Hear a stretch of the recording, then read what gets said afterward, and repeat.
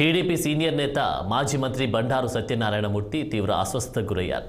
అకస్మాత్తుగా sugar levels పడిపోవడంతో పాటు BP పెరిగింది. దీంతో కుటుంబ సభ్యులు హుటాహుటిన ఆయన్ను విశాఖపట్నంలోని ఆయుష్మాన్ భవ ఆసుపత్రికి తరలించారు. ప్రస్తుతం ఆయన ఆరోగ్య పరిస్థితి నిలకడగా ఉందని వైద్యులు తెలిపారు.